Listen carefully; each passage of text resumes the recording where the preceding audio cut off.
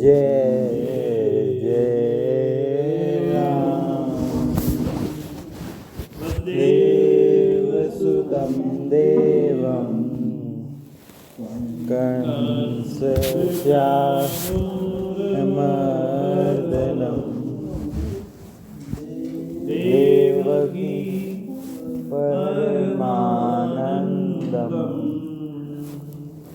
कृष्णं वन्दे जगद्गुरुं।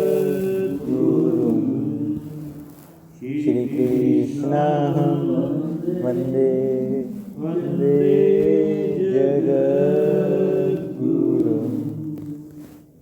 हरि शरणं हरि शरणं हरि शरणं हरि शरणं हरि शरणं हरि शरणं हरि शरणं हरि शरणं हरि शरणं हरि शरणं हरि शरणं हरि शरणं हरि शरणं हरि शरणं हरि शरणं हरि शरणं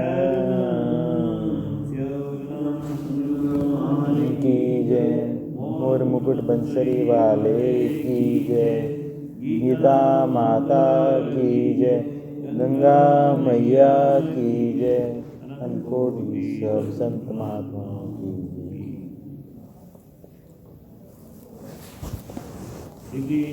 गोविंद हरे मुरारी हे नाथ नारायण वासुदेवा। श्री कृष्ण गोविंद हरे मुरारी हे नाथ नारायण वासुदेवा। नाथ नारायण वासुदेवा हे नाथ नारायण वासुदेवा। श्री कृष्ण गोविंद हरे मुरारी हे नाथ नारायण वासुदेवा। श्री कृष्ण गोविंद हरे मुरारी हे नाथ नारायण वासुदेवा। हे नारायण वासुदेवा हे नाथ नारायण वासुदेवा। हे नाथ नारायण वासुदेवा हे नाथ नारायण वासुदेवा। नारायण नारायण नारायण नारायण गोविंद गोपाल। परम श्रद्धेय स्वामी जी श्री राम सुखदास जी महाराज की पुस्तक सीमा के भीतर असीम प्रकाश। इसमें प्रश्न आया है कि कोई चीज गुम हो जाए अथवा चोरी हो जाए, कोई चीज गुम हो जाए अथवा चोरी हो जाए तो उसे वापस प्राप्त करने की कोशिश करनी चाहिए या नहीं। महाराज जी इसमें बता रहे हैं कि उसे प्राप्त करने की चेष्टा करना हमारा कर्तव्य है। अगर वह चीज हमारी यानी हमारे हक की है तो मिलेगी, हमारी नहीं है तो नहीं मिलेगी, चाहे कितना ही प्रयत्न कर लो। आप उसे भगवान के अर्पण कर दो। जैसे आपका लाख रुपया चोरी हो गया तो उसे हृदय से भगवान के अर्पण कर दो। आपका लाख रुपया, आपको लाख रुपया दान करने का पुण्य हो जाएगा, आपकी चिंता मिट जाएगी। वस्तु खो जाए तो चिंता होती है, पर दान करने से चिंता नहीं होती। अब फिर प्रश्न है कि अगर वह रुपया वापस मिल जाए तो क्या करें? तो महाराज जी बता रहे हैं कि उसको अपने काम में नहीं लेकर दान पुण्य में लगा दो, क्योंकि संकल्प तो कर ही लिया। नारायण नारायण नारायण। मनुष्य के बंधन का खास कारण है भोग भोगने की रुचि और संग्रह करने की रुचि। रुचि माने के अच्छा लगता है, भोग भोगना अच्छा लगता है और संग्रह करना और हो जाए, पैसा और हो जाए, अच्छा लगता है। इनके रहते कल्याण नहीं हो सकता। जब तक ये रुचि भीतर में है भोग की और संग्रह की, तो कल्याण नहीं हो सकता।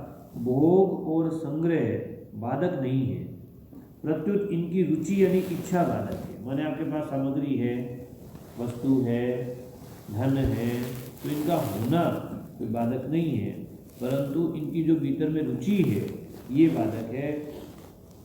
अगर आपको कल्याण करना है तो ये दो इच्छाएं मिटानी होंगी। ये दो इच्छाएं मिटानी होंगी, भोग रूप से और संग्रह रूप से। जो हमारा जड़ वस्तुओं का सहारा है ये बंधन कारक है। हम भोग रूप से चाहते हैं और संग्रह के लिए चाहते हैं। जब तक सुख सुविधा पर दृष्टि रहेगी,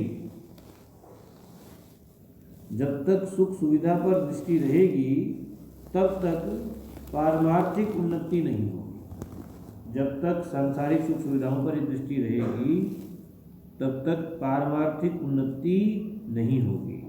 वह पारमार्थिक बातें सुन लेगा, बातें अच्छी भी लगेंगी पर उसमें स्थिति नहीं होगी। बातें सुन लेगा, बातें अच्छी भी लगेंगी पर उसमें स्थिति नहीं होगी, माने वो टिकेंगी नहीं। जब तक आपके भीतर भोग और संग्रह की इच्छा है तब तक भले ही संसार में आपकी महिमा, प्रशंसा, प्रसिद्धि, वाह वाह हो जाए, जुलूस निकाला जाए, मरने के बाद आपका मंदिर बनाया जाए, पर मुक्ति नहीं होगी। आप खुद अपनी परीक्षा करो कि आपको भगवान अच्छे लगते हैं कि संसार अच्छा लगता है। भगवान में प्रियता है कि संसार में प्रियता है। आप खुद अपनी परीक्षा करो कि आपको भगवान अच्छे लगते हैं कि संसार अच्छा लगता है। भगवान में प्रियता है कि संसार में प्रियता है, अथवा दोनों में ही प्रियता है। दोनों में ही प्रियता है तो ज़्यादा भगवान का चिंतन होता है कि संसार का? ज़्यादा चिंतन भगवान का होता है कि संसार का? आपके जीवन में भगवान का संबंध ज़्यादा है कि संसार का संबंध ज़्यादा है? भगवान का संबंध ज्यों-ज्यों बढ़ेगा त्यों-त्यों आपकी उन्नति होगी। भगवान का संबंध ज्यों-ज्यों बढ़ेगा त्यों-त्यों आपकी उन्नति होगी, और संसार का संबंध ज्यों-ज्यों बढ़ेगा त्यों-त्यों पतन होगा। संसार का संबंध ज्यों-ज्यों बढ़ेगा त्यों-त्यों पतन होगा। साधक मात्र को सांसारिक सुख का त्याग करना ही पड़ेगा, तभी वे वास्तव में साधक होगा। साधक मात्र को सांसारिक सुख का त्याग करना ही पड़ेगा, तभी वह साधक वास्तव में साधक होगा।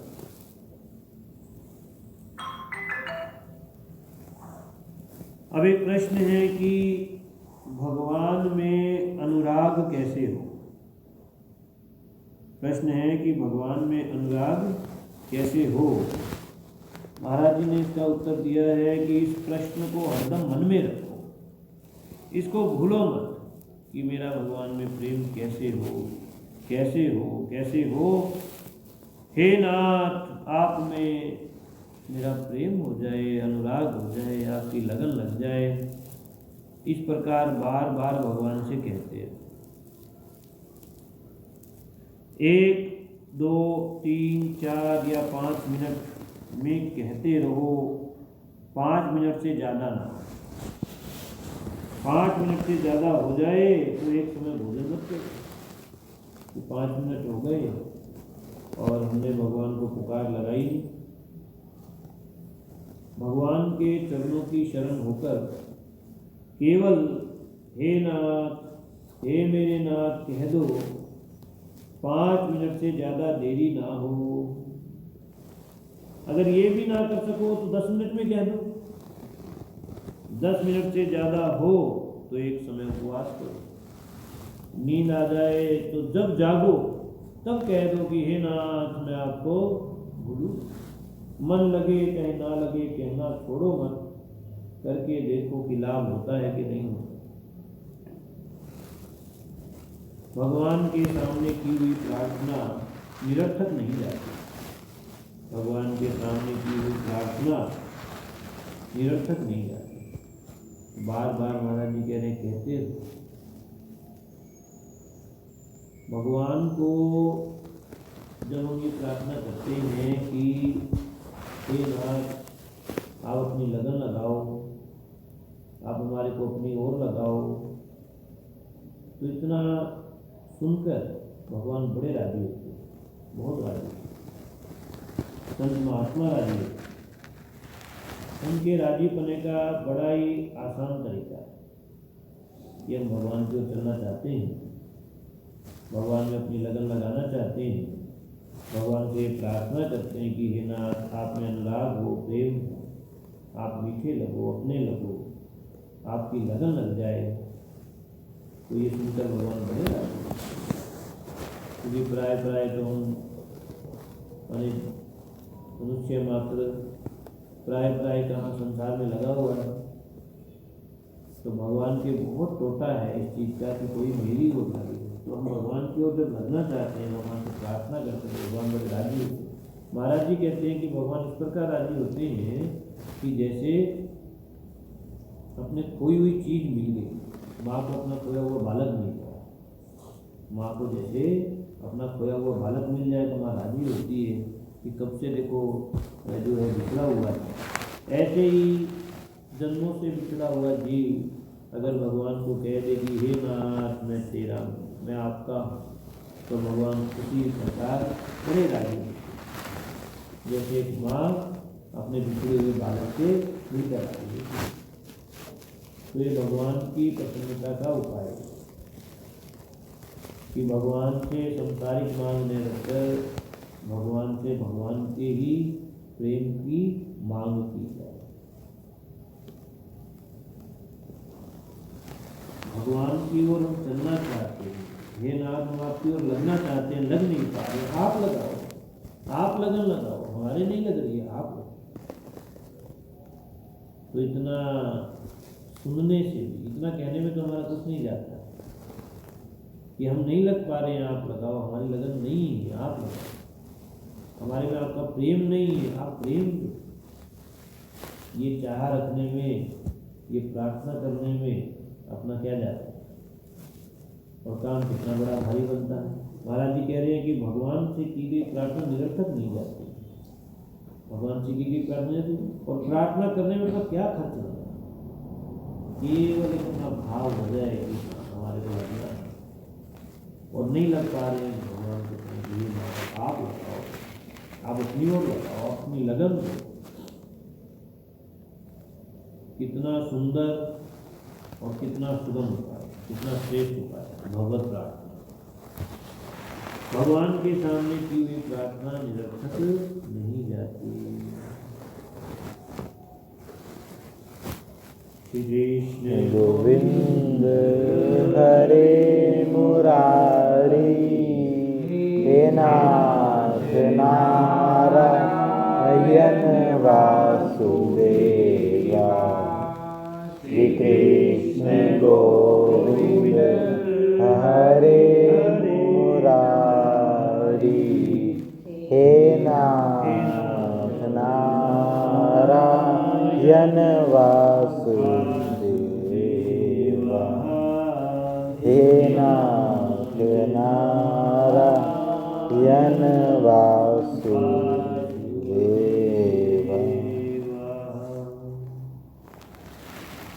किसी ने प्रश्न किया है कि संसार का संबंध तो नहीं छूटा, पर सत्संग सुनने से क्या हमारा कल्याण हो जाएगा? सत्संग तो सुनते हैं पर भीतर से संसार का संबंध नहीं छूटा है। तो महाराज जी ने कहा कि केवल सत्संग सुनने से कल्याण नहीं होगा, जो सुना है उसके अनुसार अपना जीवन बनाओ। जैसा सुना है उसके परायण होने से, उसके अनुसार आचरण करने से कल्याण होगा। आपको सत्संग में कोई बात अच्छी लगती है तो उसको सुनकर आप छोड़ देते हो, ये छोड़ने की आदत बड़ी खराब है, जिससे लाभ नहीं होता। आपको सत्संग में कोई बात अच्छी लगती है तो उसको सुनकर आप छोड़ देते हो, ये छोड़ने की आदत बड़ी खराब है, जिससे लाभ नहीं होता।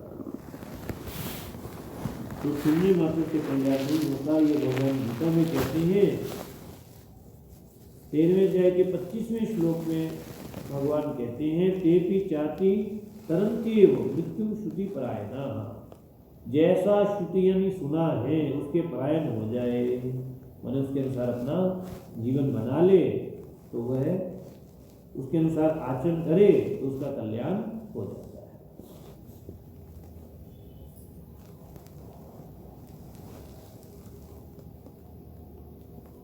फिर एक प्रश्न है कि गुरु के बिना कल्याण नहीं हो सकता, पर आप कहते हैं कि कल्याण गुरु के बिना भी होता है।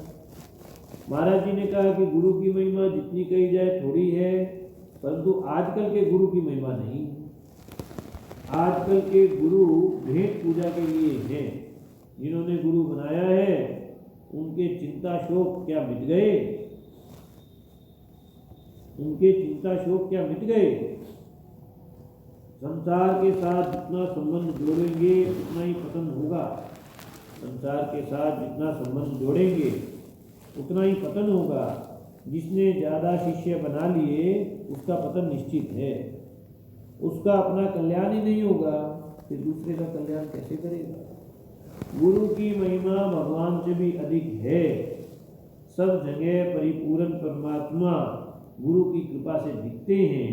अगर संसार परमात्म स्वरूप ना दिखे तो गुरु कैसा?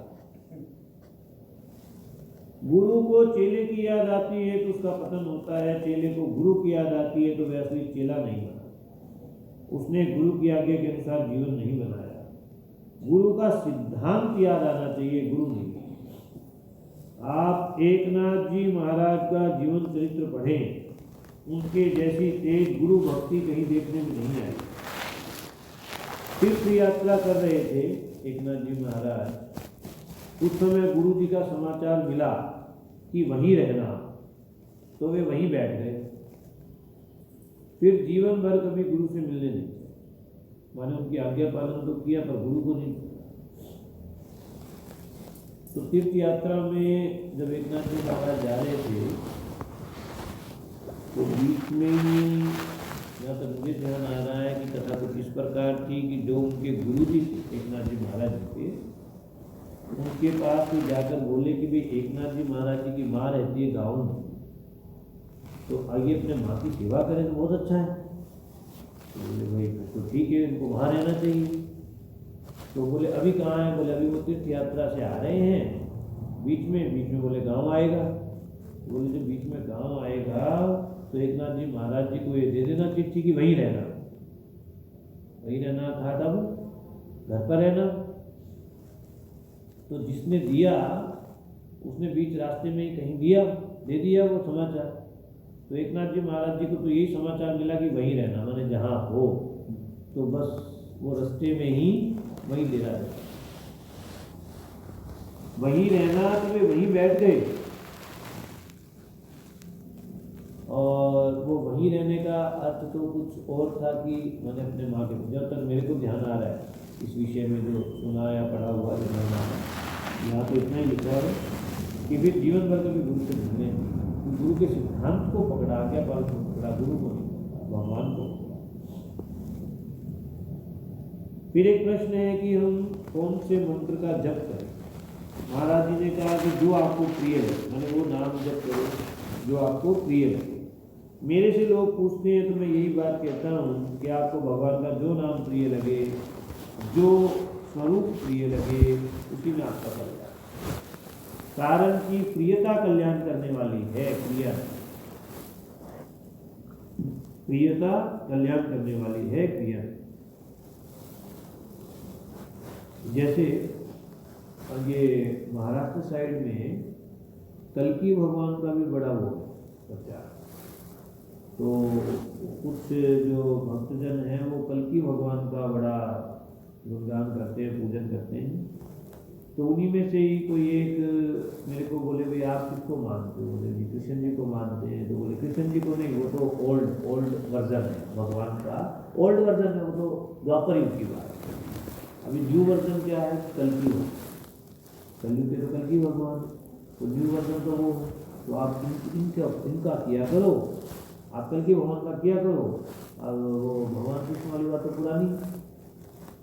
तो इस तरह से वो कहते हैं कि नहीं पूजन करना इन्हीं का करो। अब ये महाराज जी कहते हैं मैं तो ये कहता हूँ कि जो आपको अच्छा लगे, जो स्वरूप भगवान का आपको अच्छा लगे, इसमें किसी के साथ कोई जबरदस्ती नहीं हो सकती कि आप नहीं, आपको राम जी को ही मानना पड़ेगा, आपको शंकर जी को ही करना पड़ेगा, आपको, अरे जो स्वरूप भगवान के इतने स्वरूप हैं जो आपको अच्छा लगे और जो नाम आपको अच्छा लगे। तो महाराज जी इसमें बंधन में नहीं कहते कि आपको यही नाम लेना चाहिए कि यही रूप लेना चाहिए, क्योंकि जिसमें आपका स्वतः मन खिंचता है, स्वाभाविक चिंतन आप उसी का कर पाएंगे। जबरदस्ती किसी कहने से, और स्वाभाविक प्रियता आपकी किसी और में, और जबरदस्ती किसी कहने से आप कुछ और करते हैं, तो बात बनती है। तो प्रियता जो है वो कल्याण करने वाली है। भगवान का जो नाम, जो स्वरूप प्रिय लगे, उसी में आपका कल्याण है, क्योंकि सभी स्वरूप भगवान के ही हैं और सभी नाम भगवान के ही। आजकल कहते हैं कि सब एक साथ भोजन करो, सब एक साथ भोजन करो, परंतु इससे परिणाम में पतन होगा। एक साथ भोजन करने से आपकी पवित्रता, शुद्धि तो दूसरे में जाएगी नहीं, पर दूसरे की अपवित्रता, अशुद्धि आप में आ जाएगी, ऐसी बात देखी। तो एक साथ का मतलब यहाँ यही होना चाहिए कि जो एक ही थाली में ले लेते हैं, या एक साथ ही जो है ना अपने अलग अलग जो है दूध सूद का ध्यान ना रखते हुए और आपस में खाने का व्यवहार कर रहे हैं, उसी की बात है। अपने पवित्रता से और अपना अलग से भोजन ये करना चाहिए। जो एक ही थाली में लेते हैं वो ठीक नहीं, जो एक साथ ले। परंतु आजकल कहते हैं कि भाई एक साथ से आपस में क्या है, प्यार बढ़ेगा, परंतु ये प्यार तो बढ़े ना बढ़े, लेकिन अशुद्धि तो जरूर आती, अपवित्रता आती है, शुद्धि आती है, तामसपना है, पशुपना है। जो पशु हैं वो एक ही ढेरी में 4 जने मुँह मार लेंगे, वो अपनी ढेरी अलग अलग नहीं बनाएंगे, पर मनुष्य को तो भगवान ने विवेक दिया है। परंतु जहाँ हम भी एक साथ ही करते हैं तो वो पशु समान ही भोजन हो जाता है। नारायण नारायण। संसार मात्र में गीता एक ही है, इसकी जोड़ी की दूसरी पुस्तक नहीं। इस ग्रंथ पर जितनी टीकाएं लिखी गई, मतलब इसका अलग अलग वर्णन किया गया गीता जी का, उतनी किसी ग्रंथ पर नहीं लिखी गई। अब भी टीकाएं लिखना बंद नहीं हुआ। इसका जितना भी विवेचन किया जाए उतना ही थोड़ा है। इसमें बड़े विचित्र गहरे भाव भरे हुए हैं। जैसे जैसे इसका मनन करते हैं, जो जो मनन करते हैं, त्यों ही त्यों भीतर में विलक्षण भाव प्रकट होते हैं। गीता जी में नए नए विलक्षण विलक्षण भाव प्रकट होते हैं। मुझे तो गीता से बहुत लाभ हुआ, गीता से ही ज्ञान मिला है। रोजाना नई नई बातें मिलती। देखो है तो वही 700 श्लोक भगवान की दे हुए, लेकिन वो 700 श्लोक ही उसमें इतने अर्थ और इतने भाव, गीता में इतने विलक्षण विलक्षण भाव आते हैं। महाराज जी कह रहे हैं कि उसका अंत आता ही गीता को जानने वाला उस विषय का भी वर्णन कर सकता है जो विषय गीता में नहीं। गीता पढ़ने वाला अन्य शास्त्रों की बातें भी जान लेता है। उसकी बुद्धि विचित्र हो जाती है, उसकी बुद्धि विचित्र हो जाती है। शरणानंद जी महाराज को गुरु जी ने कहा, उनके गुरु ने कहा कि तुम भगवान के शरण हो जाओ। शरणानंद जी महाराज जी को उनके गुरु जी ने कहा कि तुम भगवान के शरण हो जाओ, तो वे भगवान के शरण हो गए और नाम भी शरणानंद रखा। उनकी पुस्तकें आप पढ़ो, शरणानंद जी महाराज जी की मानव सेवा शक्ति, उनकी पुस्तकें आप पढ़ो तो बड़ी विचित्र बातें मिलेंगी। गीता की अलौकिक बातें उनमें अपने आप प्रकट हो गई भगवान के शरण होने से। गीता की अलौकिक बातें उनमें अपने आप प्रकट हो गई भगवान के शरण से। तो वो देख तो वो सकते ही नहीं थे, जो उनकी आंखें हैं वो तो बचपन में चली गई, लेकिन गीता जी की बातें उनकी वाणी में आ गई। ऐसा कोई ग्रंथ नहीं मिलेगा गीता के अलावा जिसका महात्म्य उस ग्रंथ से बड़ा हो। माने ग्रंथ तो छोटा और महात्म्य की कथा बड़ी, परंतु गीता का महात्म्य गीता से भी बड़ा है। गीता के 700 श्लोक हैं पर महात्म्य के 1100 श्लोक। हर एक अध्याय का अलग महात्म्य है। गीता में किसी का पक्षपात नहीं है, इसलिए अन्य धर्म वाले भी गीता को पढ़ते हैं, उसका आदर करते हैं। गीता को पढ़ते हैं, उसका आदर करते हैं। देखिए, जो अन्य धर्म वालों से बात याद आई कि अपने गीता प्रेस की पुस्तक है परलोक और पुनर्जन्म, उसमें एक घटना दी है कि एक शंकराचार्य जी या एक संत जो हैं वो कहीं कथा कर रहे थे। तो कथा कर रहे थे तो उनकी कथा में तो मुसलमान भी आ गए। तो मुसलमान भी आ गए, वो अपना साइड में बैठ के कथा सुनते रहे। तो कथा के आखिर में प्रसाद बंटने लगा। प्रसाद बंटने लगा तो सबको प्रसाद दिया जाने लगा। तो मुसलमानों को भी प्रसाद दिया तो उन्होंने मना कर दिया। क्या कहा कि आज तो हमारा एकादशी का निर्जला एकादशी है, तो हमको कुछ लेंगे नहीं। तो ये बात उन संत को पता लगी तो बड़ा आश्चर्य हुआ कि मुसलमानों पर एकादशी का व्रत कैसे रखते हैं। तो उनसे बात की कि आप लोग अपने बारे में कुछ बताएं और आप मुसलमानों पर भी एकादशी का व्रत रखते हैं, तो ये कैसे संभव हुआ। तो उन्होंने बताया कि एक बार हम कहीं काम करके और थक गए थे और नींद आ गई और हमारी मृत्यु हो गई। यमदूत हमारे को ले गए, हमारी मृत्यु हो गई और यमदूत हमारे को ले गए। तो ऊपर जब हम ले गए तो वहाँ बड़ा एक दिव्य सिंहासन पे दिव्य पुरुष विराजमान थे। उन्होंने कहा कि इन्हें तुम क्यों ले आए। बोले जी इनकी तो उम्र पूरी होगी, आयु पूरी होगी, लेकिन इन्होंने आज एकादशी का मतलब एकादशी के दिन आज कुछ भी खाना और पीना इन्होंने कुछ भी नहीं किया है, इन्होंने अन्न जल नहीं लिया है। तो आज इनका एकादशी का व्रत हो गया, इससे इनकी आयु बढ़ गई है, इनकी आयु बढ़ गई है। तो इन्हें वापस छोड़ा, वापस आ गए, चेतना आई तो आपस में बात करने लगे। भाई ये क्या बात हुई, उस दिन क्या हुआ था। उन्होंने बताया मुसलमानों ने कि हम गाड़ी चलाते हैं तो उस दिन क्या है इतना काम था कि हमारे को खाने पीने का अवसर ही नहीं मिला, अन्न जल लिया ही नहीं। और फिर हमने अगले दिन पता किया, जो अपने हिंदू धर्म में पंडित जी हैं तो उन पंडित जी के पास हम गए उनसे पूछताछ की कि भाई ये क्या बात हुई, कल हमारे साथ ऐसी ऐसी घटना हुई, तो ये एकादशी आदि क्या है? बोले कल एकादशी ही थी, कल जो है एकादशी की तिथि थी और हम व्रत रखते हैं, हिंदू धर्म में व्रत रखते हैं और तुम्हारा भी अनजाने में व्रत हो गया, तुमने अन्न जल दिया।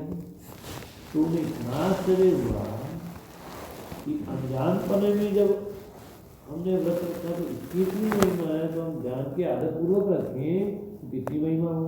तो फिर हमारा बड़ा इस पर विश्वास जमा और हमने अन्य भी अपना जो है सुधार किया खान पान आदि का स्वभाव में और हम अब एकादशी का निर्जन कर सकते।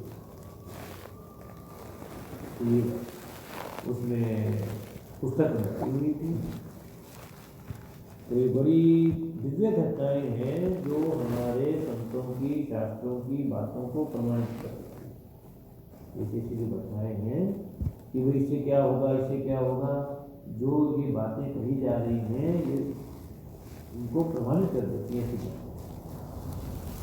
श्री कृष्ण गोविंद हरे मुरारी, हे नाथ नारायण वासुदेवा। हालांकि श्रद्धावान पुरुष के लिए ऐसे प्रमाणों की आवश्यकता नहीं है। श्रद्धावान के लिए तो इतना ही बहुत है कि सत्य शास्त्रों में ऐसा कहा है, ऐसी बात आई है। लेकिन जहाँ श्रद्धा की कमी रहती है वहाँ फिर प्रमाणों की आवश्यकता हो जाती है। श्रद्धावान के लिए हमारे जो लिखा है, जो बात कही गई है, तो अभी जैसे आज शिव नारायण नारायण नारायण श्रीमन नारायण नारायण नारायण। देखिए बात ये यहाँ पर कि कई साधन ऐसे होते हैं जिनसे पारमार्थिक बातें भीतर ठहरती हैं और कई साधन ऐसे होते हैं जिनसे बातें समझ में आती हैं। बड़ी अच्छी बात है। कई साधन ऐसे होते हैं जिनसे पारमार्थिक बातें भीतर ठहरती हैं और कई साधन ऐसे होते हैं जिनसे बातें समझ में आती हैं। सेवा की जाए, नाम जप किया जाए तो इससे सत्संग की बातें भीतर ठहरती, नहीं तो हम सुन लेते हैं और उड़ जाती। अर्थात उनको धारण करने की शक्ति आती है सेवा करने से और नाम जप करने से। और गहरा विचार किया जाए तो नई नई बातें समझने की शक्ति आती है। सत्संग का बड़ा ही एकाग्रता पूर्वक श्रवण किया जाए, उसमें मनन किया जाए, गहराई से विचार किया जाए, उसमें शंका समाधान आदि किया जाए, चर्चा की जाए, तो बातें विशेषता से भीतर बैठती ही समझ में आती है। और भीतर बैठी हुई बातें काम में कैसे आती हैं? सेवा से और नाम से। सेवा से और नाम जप से बातें काम में आती हैं। हम भगवान के अंश हैं, ये इतनी बढ़िया बात है, इतनी बढ़िया बात है कि इसको सबके सब मान सकते हैं कि हम भगवान के अंश हैं। इतनी बढ़िया बात है कि हम सबके सब मान सकते हैं, चाहे पापी हैं, दुष्ट हैं, पुण्यात्मा हैं, सज्जन हैं, महात्मा हैं, तत्वज्ञानी हैं, जीवन मुक्त है, भूत प्रेत पिशाच। भगवान ने तो सभी को अपना अंश बताया, चाहे भूत प्रेत पिशाच, असुर राक्षस, ब्रह्म राक्षस आदि जीव मात्र को भगवान कहते मम एव अंश, मेरा ही अंश। भगवान ने तो सबको ही अपने अंश रूप में ही स्वीकार किया, जीव मात्र को, चाहे वो किसी भी समय रूप में हो। और मनुष्य मात्र इसको स्वीकार कर सकता है। जीव मात्र को भगवान ने अंश स्वीकार कर रखा है और मनुष्य मात्र इस बात को स्वीकार कर सकता है, चाहे वो पापी हो, दुष्ट हो, महात्मा हो, सज्जन हो, पुण्यात्मा हो, कैसा भी हो। इसी बात को रामायण जी में गोस्वामी जी महाराज जी ने और भी बढ़िया ढंग से कहा।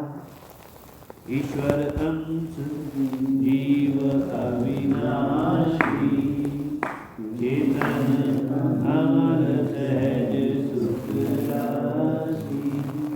हम कैसे ही क्यों ना हो, हैं तो भगवान के ही अंश। हम कैसे ही क्यों ना हो, हैं तो भगवान के ही अंश, भगवान के ही पुत्र। कितना ऊंचा पद है हमारा, कितना ऊंचा पद है कि हम भगवान के पुत्र।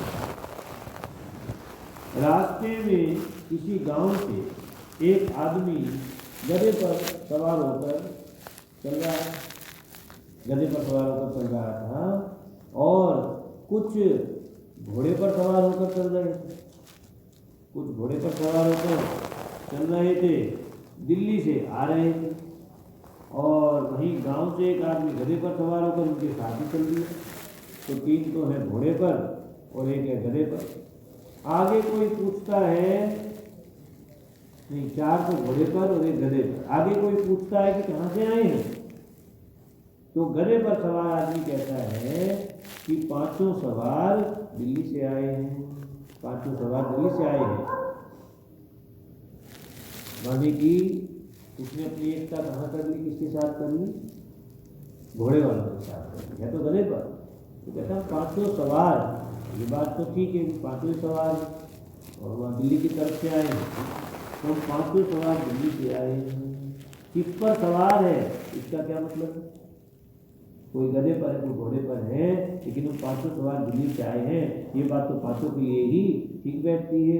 इसी प्रकार ऐसे ही जीवन मुक्त महात्मा जैसे परमात्मा का अंश है, ऐसे ही हम भी, माने हम तो गधे के सवार हैं, तो हम भी परमात्मा के अंश।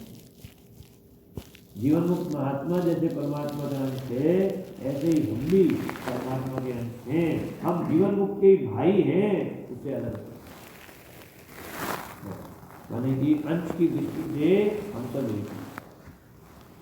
भगवान के अंश होते हुए भी हमने नाशवान चीजों को मुख्यता दे दी, ये गलती हुई। भगवान के अंश होते हुए भी हमने नाशवान चीजों को मुख्यता दे दी, ये गलती हुई है। मने षष्ठानि इंद्रियाणि प्रकृति स्थानी कर्षति। शरीर, इंद्रियां, मन, बुद्धि ये सब है तो प्रकृति के और प्रकृति में स्थित हैं, और हम है भगवान के और भगवान में स्थित हैं। पर हम भगवान के होते हुए भी प्रकृति की शरीर, मन, बुद्धि आदि को, वस्तुओं आदि को, व्यक्तियों आदि को, इनको अपनी ओर खींचते हैं, अर्थात अपना मान लेते हैं और अपनी स्थिति भगवान में नहीं मानकर इन्हीं में मान लेते। हम भगवान के, परमात्मा के अंश होते हुए भी परमात्मा में स्थित नहीं है, अर्थात हम अपनी स्थिति संसार में ही मानते हैं। वे तो सपूत हैं, माने शरीर आदि तो सब प्रकृति में स्थित है, प्रकृति का अंश है, वो तो सपूत बने हुए हैं। उन्हीं के साथ ये संसार मात्र में हर्ष में परिवर्तन हो रहा है, शरीर मात्र में भी हर्ष में परिवर्तन हो रहा है, अपनी धुन में जा रहे हैं। पर हम ही कपूत हो गए, माने हमने अपने आप को भगवान का न मानकर और शरीर संसार का मान लिया, हम ही कपूत। जैसे प्रकृति का अंश प्रकृति में स्थित है, ऐसे ही हम भगवान में स्थित हो जाएं तो फिर कुछ बाकी नहीं रहेगा, पूर्णता हो जाएगी, पूर्णता हो जाएगी। माने आप भगवान के हैं और भगवान के ही होकर।